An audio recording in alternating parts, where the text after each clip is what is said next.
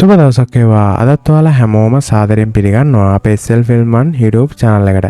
මම අද ඔයාලා වෙනුවෙන් අරගෙන ආවේ 2023 නිකුත් වුණ Bro කියන fantasy comedy තෙලුගු movie එක. ඉතින් මේ movie එකේ කතාව ගෙතෙන්නේ පවුලේ බර සේරම කරටගත්තු මාක් කියලා කොල්ලෙක් වටා. මාගේ පවුලේ ඉන්නේ අම්මයි නංගිලා දෙන්නයි මල්ලි. ඉතින් මාක් තමයි පවුලේ බර කරට අරගෙන වැඩ කරගෙන යන්නේ. මාක් ටයිම් එක ගැන ගොඩක්ම හිතෙනවා. මාක් හරිම කාර්යබහුල ජීවිතයක් තමයි ගත කරන්නේ.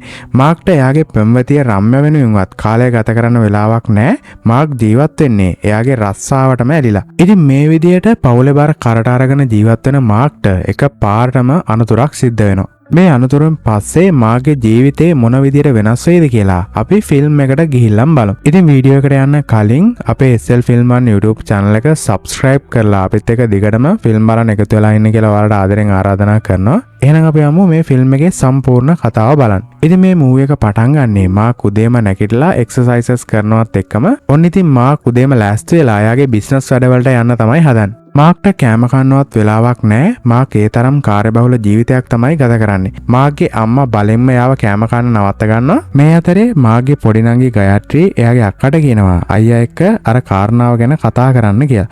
මාගේ පොඩි නංගි මාක් ඉස්සරහට යනකොටම මාක් එයාව එලවනවා පාන්දරම එනවා මූසල මූණත් එක්ක කියලා. මාගේ අම්මා මාක්ට කෑම බෙදලා කියනවා පුතේ හෙට ඔයාගේ උපන්දිනේනේ හෙට දසරා උත්සවයේත් තියෙනවනේ කියලා. ඊට පස්සේ මාක් කියනවා ඒක අපි සමරන්න සැලසුම් කරන්න තියෙන්නේ කියලා. ඉතින් මේ වෙලාවේ මාගේ ලොකු නංගි වීනා මාක්ට කියනවා ගයත්‍රිට එමරි විශ්වවිද්‍යාලයෙන් මේල් එකක් ආවා කියලා. වීනා මෙහෙම කියනවත් එක්කම මාක් කියනවා නැටුම් සංගීත වගේ අමතර දේවල් ඕනේ නැහැ ඩිග්‍රිය විතරක් කරාම ඇති කියලා. එතකොට වීනා කියනවා දැම්ම අයදුම් කොලොත් විතරයි නැත්තම් සීට් එකක් හම්බ වෙන්නේ නැහැ කියලා. ඉතින් මේකට මාක්ට තරහ යනවා. මාක් ඊට පස්සේ වීනාට බැනගෙන යනවා ඔයාලගේ සේරම වියදම් දරන්න ඕනේ මමනේ ඒ නිසා ඔය දේවල් ඕනේ නැහැ කියලා. ලිප්ස්ටික් එකේ ඉඳලම මම තමයි ඔයාලට අරන් දෙන්නේ ඒ නිසා අවශ්‍ය දේවල් කරන්න එපා කියලා තමයි මාක් කියන්නේ. මාක්ට මේ ගැන වැඩිදුර කතා කර කර ඉන්න වෙලාවකුත් නැහැ. එයාගේ වෙලාව නාස්ති වෙනවා කියලා එයා එතනින් යන්න යනවා. වීනා අම්මත් එක්ක කියනවා සමහර වෙලාවට අයියව මට පේන්නේ තාත්තා වගේ කියලා. වීනා මේ ගැන අම්මත් එක්ක කියද්දී අම්මත් කියනවා සමහර වෙලාවට මට මගේ තාත්තා වගේත් මාක්ව පේනවා කියලා. අම්මා ගයත්‍රිට කියනවා විශ්වවිද්‍යාලයට අයදුම් කරන්න කියලා. මාක් වයිසාග් වල බිස්නස් වැඩකට යන ගමන් තමයි ඉන්නේ. ඉතින් මේ වෙලාවේ එයාගේ පෙම්වතිය රම්යා මාක්ට කෝල් එකක් ගන්නවා. රම්යා මාක්ට කියනවා මට ඔයාව පැයකට හම්බ වෙන්න ඕනේ කියලා. මාක් කියනවා පැයක් නම් බෑ ඕනනම් විනාඩි 45කට හම්බෙමු කියලා. ඉතින් රම්යාට විනාඩි 45ක් කියන්නේත් ලොකු වෙලාවක්. ඒ නිසා රම්යා එකට කැමති වෙනවා. මාක් යන අතරමඟදී රම්යාව මගින් ගන්නවා. රම්යා මාගෙන් අහනවා ඔයා කොහෙටද යන්නේ කියලා. ඉතින් මාක් කියනවා මම වයිසාග් වල බිස්නස් වැඩකට තමයි යන්නේ කියලා. රම්යා අහනවා එතකොට මගේ විනාඩි 45ට මොකද වෙන්නේ කියලා. ඉතින් මාක් කියනවා එයාපෝට් එකට යන්න විනාඩි 45ක් යනවනේ ඒ විනාඩි 45 තමයි ඔයාට දෙන්නේ කියලා. රම්යා මාක්ගෙන් අහනවා අපි දෙන්න කසාද බඳින්නේ කවද්ද කියලා. ඉතින් මාක්ට කසාද බඳින්න කලින් තව ගොඩක් දේවල් කරන්න තියෙනවා. එයාගේ නංගි වීණාව බඳලා දෙන්න ඕනේ. ඊට පස්සේ ඇමරිකාවේ ජොබ් එකක් කරන එයාගේ මල්ලිට පොඩි නංගිව බාර දීලා අපි අවුරුදු තව 3-4කින් විවාහ වෙමු කියලා තමයි මාක් රම්යාට කියන්නේ. රම්යා මාක්ට කියනවා මටත් අයියා කෙනෙක් ඉන්නවනේ එයත් කසාද බඳින්නේ නැතුව ඉන්නේ මම කසාද බැඳලා ගෙදරින් යනකම් කියලා. ඉතින් මේ සේරම දේවල් කතා කරලා ඉවර වෙලා මාක් රම්යා දෙන්න පොඩ්ඩක් රොමැන්ටික් වෙන්න හදනවත් එක්කම අවසනාව කියන්නේ වාහනේ එයාපෝට් එක ළඟටම ඇවිල්ලා. රම්යාට තරහ ගිහලා මෙතනින් යන්නේ මාගේ කනටත් ගහලා. මාක් ගිහින් වයිසාග් වල කම්පැනි එක බලනවා. මාක් කම්පැනි එකේ සේවකයෙක්ට කියලා දෙනවා හවස යන්න ටිකට් බුක් කරන්න කියලා. ඒත් ඉතින් මේ සේවකයාට ඒක අමතක වෙලා ඊට පස්සේ මාක් මේ සේවකයාව රස්සාවෙනුත් අස් කරලා කාර් එකේම ගෙදර යන්න පිටත් වෙනවා. මාක් කාර් එකේ යන ගමන් එද්දී ඇමරිකාවේ ඉන්න මල්ලියාට වීඩියෝ කෝල් එකක් ගන්නවා. ඉතින් මේ වීඩියෝ කෝල් එකට මාගේ ගෙදර අයත් සම්බන්ධ වෙලා තමයි ඉන්නේ. ඒ වගේම මාගේ ගර්ල්ෆ්‍රෙන්ඩ් උත් මේකට සම්බන්ධ වෙනවා. මාක් මේ වෙලාවේ හැමෝටම කියනවා සමහරට ලබන සතියේ මම කම්පැනි එකේ GM වෙන්න පුළුවන් කියලා. ඉතින් හැමෝම මේ සතුටුදායක ආරංචිය ඇහුවට පස්සේ ගොඩක් සතුටු වෙනවා. ඒත් ඉතින් මේ සතුට වැඩි වෙලා තියෙන්නේ නම් නෑ. මාක් යන වාහනේ දරුණු විදියට ඇක්සිඩන්ට් එකක් සිද්ධ වෙනවා. වීඩියෝ කෝල් එකේ ඉද්දිම ඇක්සිඩන්ට් එක සිද්ධ වුන නිසා පවුලේ හැමෝම මේ සිද්ධිය දකිනවා විතරක් නෙමෙයි එයාලා කම්පණයට පත් වෙනවා. ඔන්න ඉතින් ටික වෙලාවකට පස්සේ මාක්ට තියෙනවා ඒත් ඉතින් මාක් ඉන්නේ එයාගේ ලෝකෙ නෙමෙයි වගේ මාක්ට තේරෙනවා. මාක් දකිනවා මෙතන කෙනෙක් ඉන්නවා කියලා. ඉතින් මාක් එයාට කතා කරන්නේ බ්‍රෝ කියලා.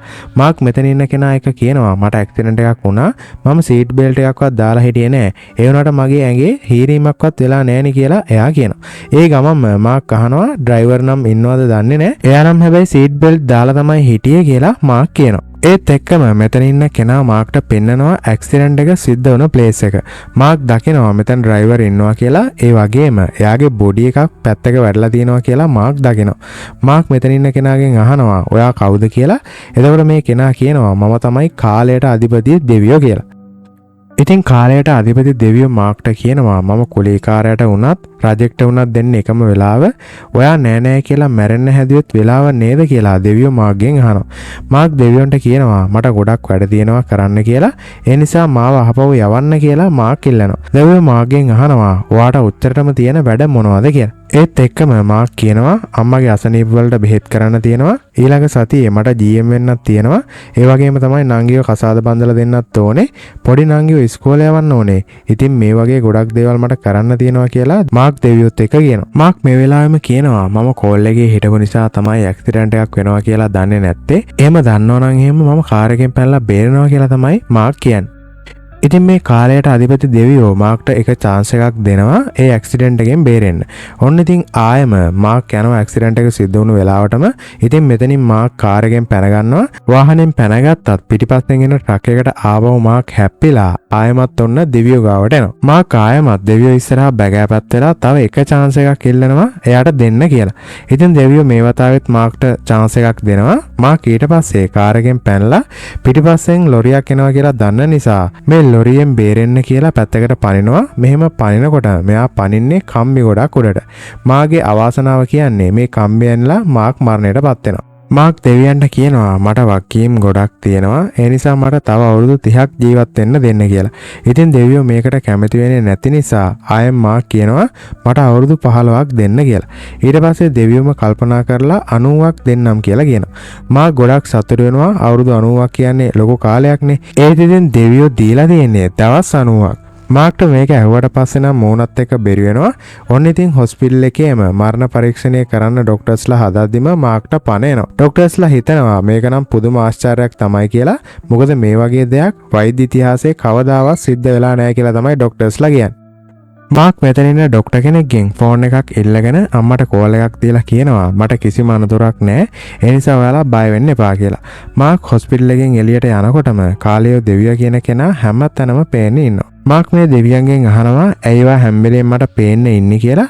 එතකොට දෙවියෝ කියනවා මේ දවස් 90ම මම ඉන්නේ ඔයා එක තමයි කියලා. මාක් ගෙදර ආව එක ගැන ගෙදර හැමෝටම ගොඩක්ම සතුටුයි. එයාලා මාක්ව තදින් වැළඳ ගන්නවා. මාක් එක්ක ඉන්න කාලයේ දෙවියන්ව මාක් එයාගේ අම්මට අඳුල්ලා දෙනවා මෙයා තමයි මාව බේරගත්තේ කියලා. ඉතින් මේ කාලයේ අධිපති දෙවියන්ට මාක් බ්‍රෝ කියලා තමයි කතා කරන්නේ. මාක් බ්‍රෝගෙන් අහනවා ඔයාට දැන් ගිහිල්ලා දවස් 90කට පස්සේ ආයෙම එන්න බැරිද කියලා. ඒත් ඉතින් බ්‍රෝ නම් කියන්නේ මම දැන් ඔයාගේම අත්ඔරලෝසුව වගේ ඒ නිසා මට ඔයා එක්කම ඉන්න සිද්ධ වෙනවා කියලා. මාගේ ගර්ල්ෆ්‍රෙන්ඩ් ඇවිල්ලා මාකව වැළඳ ගන්නවා. මාගේ පෙම්වතියටත් හරිම සතුටුයි මාක් මේ වගේ ඇක්සිඩන්ට් එකකින් බේරුණේ ගැන. ඔන්න ඉතින් ඊළඟ දවසේ කට්ටියම එකතු වෙලා මාගේ බර්ත්ඩේ එක සමරනවා. රම්‍ය මාක්ට කෝල් එකක් ගන්නවා. හැබැයි මාක් ඒ කෝල් එකක්වත් ආන්සර් කරන්නේ නැහැ. රම්‍යගේ අයියා රම්‍ය ගාවට ඇවිල්ලා කියනවා මාක් කියන්නේ බොරුකාරයෙක් වෙන්න පුළුවන්. එයාට ඇක්සිඩන්ට් එකක් වුණා කිව්වට ඇගේ කිසිම හීරීමක්වත් නැහෙනි කියලා රම්‍යගේ අයියා රම්‍යත් එක්ක කියනවා. ඔන්න ඉතින් වෙනදා වගේම දවස පටන් ගන්න මාගේ එලාම් එක වදිනවා. ඒ ඉතින් දැන් වෙනදා වගේ මාක් කලබල වෙන්නේ නැහැ. වෙනදා හදිස්සියෙම ඉඩ්ලි එකක් දෙකක් කාලා වැට යන මාක් අද ඉඳගෙන ඉඩ්ලි 4ක් 5ක්ම කනවා. අම්මා අහනවා මොකක්ද මේ වෙනස කියලා. මාක් අම්මට කියනවා අම්මේ ඉන්නකම් සතුටෙන් ජීවත් වෙන්න ඕනේනේ කියලා. මාගේ අම්මා මේ වෙලාවේ අහනවා පුතේ ඔයා GM වෙයි නේද කියලා. ඉතින් මාක් දැඩි විශ්වාසයෙන් කියනවා අනිවාර්යයෙන්ම ඔෆිස් එකට වෙන විකල්පයක් නැහැ මම තමයි GM වෙන්නේ කියලා. ඔන්න ඉතින් මාක් ගෙදර ඇවිල්ලා ඉන්න බ්‍රෝ එක්ක ඔෆිස් එකට යන්න පිටත් වෙනවා. බ්‍රෝ තමයි කාර් එක ඩ්‍රයිව් කරගෙන යන්නේ. මාක් ඔෆිස් එකට ගිහිල්ලා ඔෆිස් එකේ තියෙන මීටින් එකට සහභාගී වෙනවා. මෙතනදී MD මාක්ව ගොඩක් වර්ණනා කරනවා. මාක් කියන්නේ ඔෆිස් එක පටන් ගත්ත කාලේ ඉඳලම ඉන්න විශ්වාසවන්තම සේවකයෙක් කියලා තමයි MD කියන්නේ. ඒ වගේම මේ ඔෆිස් එක මාක්ට ගොඩක් ණයගැතියි කියලා MD කියනවා. මෙතනදී MD මාක් ගැන ඉහළින්ම කතා කරත් අවසානයේ GM තනතුර ලැබෙන්නේ වේණු කියලා කොල්ලෙක්ට. මාක් ගොඩක් බලාපොරොත්තු තියාගෙන තමයි හිටියේ එයාට හම්බෙයි කියලා.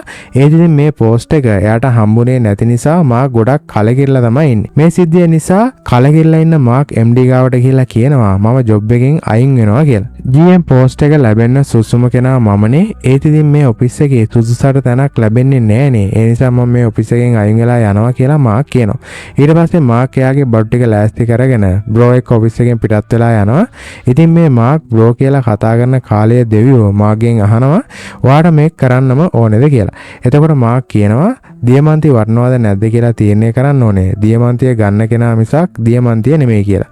මාක් හිතාගෙන ඉන්නේ එයා යාගේ ඔෆිස් එකට දියමන්තියක් තරම් වර්ණනවා කියලා. මාක් බ්‍රෝට වාහනේ යන ගමන් කියනවා මාව කවුරුත් නැති නිදහස් තැනකට එකගෙන යන්න කියලා. ඉතින් බ්‍රෝ යාව එහෙම තැනකට එකගෙන යනවා. මෙතන කල්පනා කරන ගමන් එද්දි මාගේ ලොකු නංගි මාක්ට කෝල් කරලා කියනවා අම්මව හොස්පිටල් එකේ ඇඩ්මිට් කරා කියලා.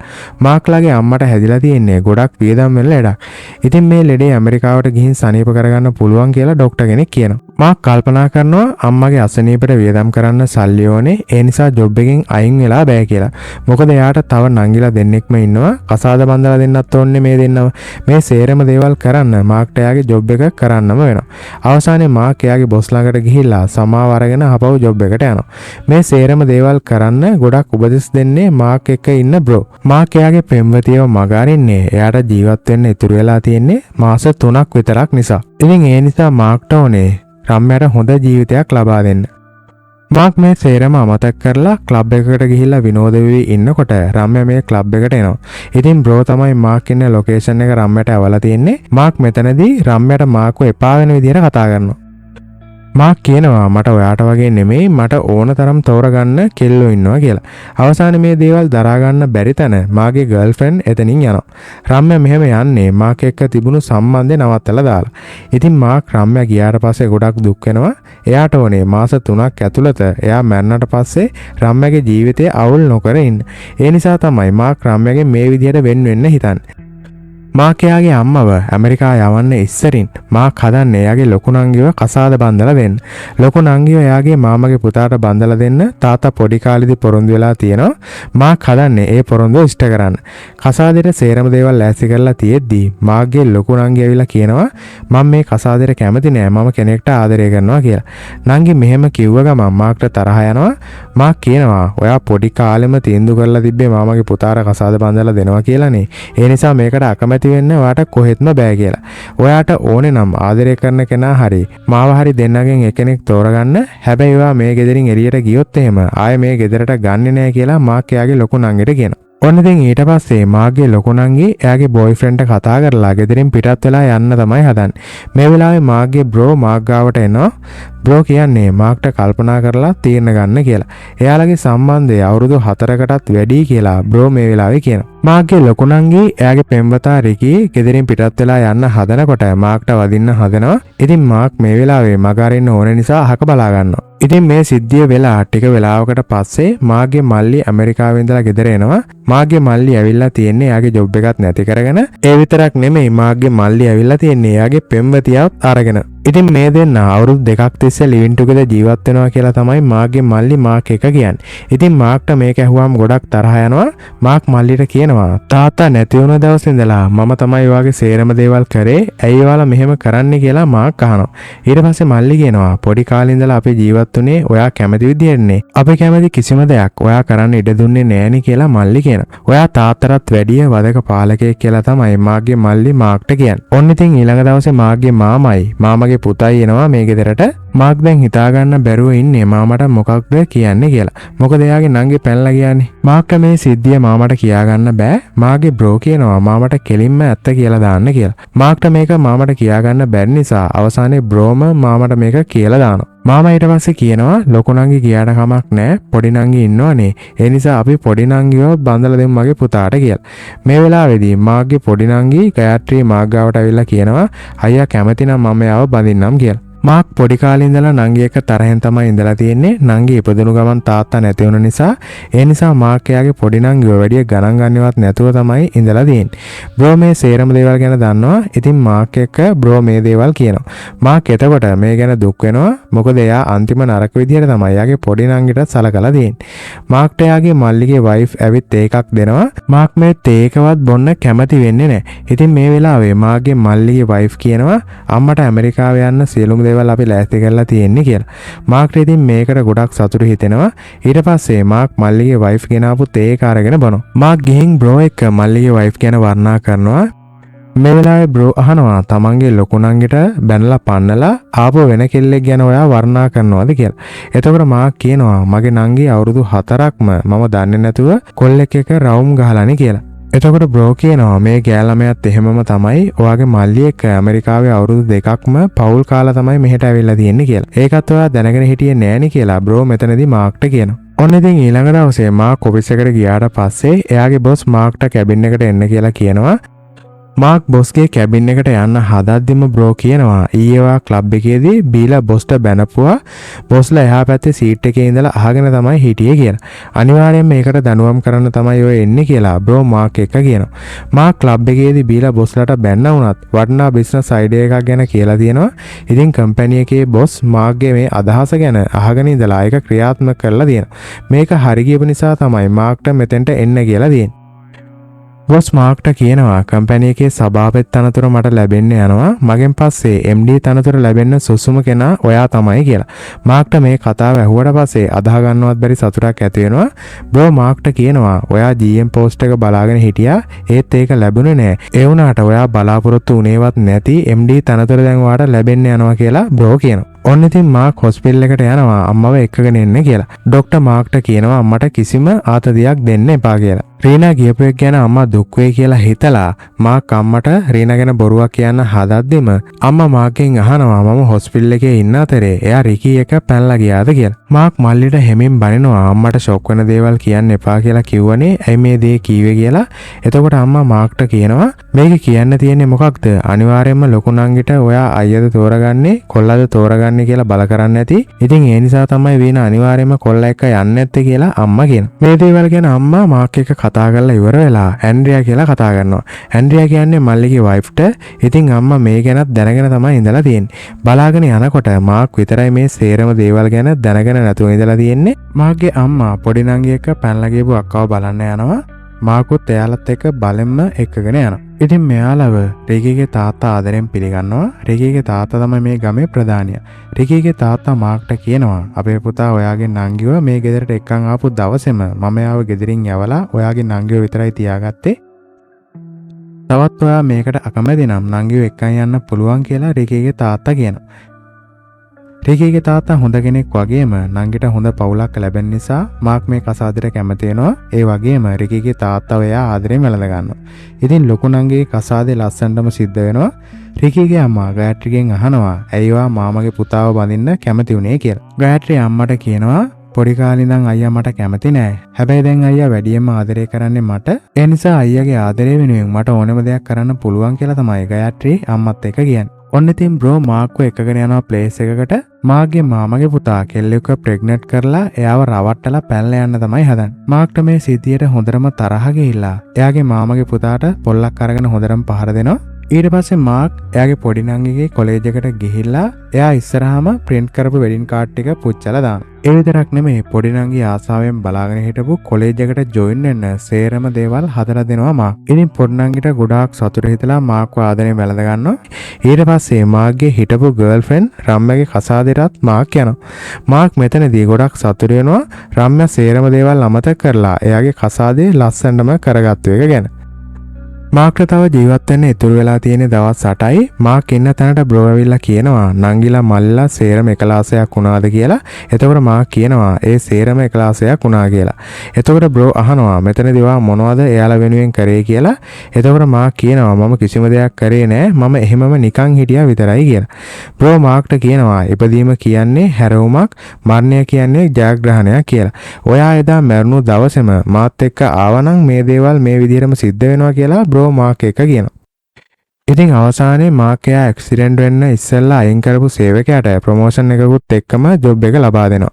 ඉතින් මේ සේරම දේවල් හොඳ විදියට සිද්ධ වුණාට පස්සේ මාක් තීරණය කරනවා සතුටින් මැරෙන්න. අවසාන වතාවට මාක් අම්මා නිදාගෙන ඉන්න තැනට ගිහිල්ලා අම්මට වදිනවා. ඔන්න ඉතින් අවසානයේ මාක් බ්‍රෝ එක යන්න තමයි හදන්නේ. මාගේ දින ටිකෙන් ටික අවසන් වෙලා මැරෙන දවස ආවට පස්සේ. ඉතින් මාගේ මරණයෙන් පස්සේ ගෙදර හැමෝම මාක්ව බදාගෙන අඬන්න ගන්නවා. මාක් අවසානයේ බ්‍රෝට කියනවා මට පුදුම සැහැල්ලුවක් දැන් දැනෙනවා කියලා. මාක් බ්‍රෝගෙන් අහනවා අපි දැන් කොහෙටද යන්නේ කියලා. බ්‍රෝ කියනවා අපි ස්වර්ගයට තමයි යන්නේ කියලා. ඉතින් මේත් එක්කම තමයි මේ ලස්සන මූවි එක අවසන් වෙන්නේ. ඉතින් මේ මූවි එක බලපු හැමෝටම තේරෙනවා ඇති අපි හැමෝම වෙනුවෙන් කාලය වෙන් කරන්න ඕනේ කියලා. මොනවා හරි දෙයක් කරන්න කලින් කාගේ හරි හිතක් රිද්දවන්න කලින් 10 පාරක් කල්පනා කරන එක වැදගත් කියලා මේ මූවි එකෙන් ඔයාලට තේරෙනවා ඇති. ඉතින් මේ ජීවත් වෙන ටික කාලේ ඔයාලට සතුටෙන් සැහැල්ලුවෙන් ජීවත් වෙන්න පුළුවන් වෙන්න කියලා මම ප්‍රාර්ථනා කරනවා. එහෙනම් තවත් වීඩියෝ එකකින් හම්බ වෙනකන් අදට ගිහින් එන්නම්. ඔයාලට සුබම සුබ දවසක් වේවා.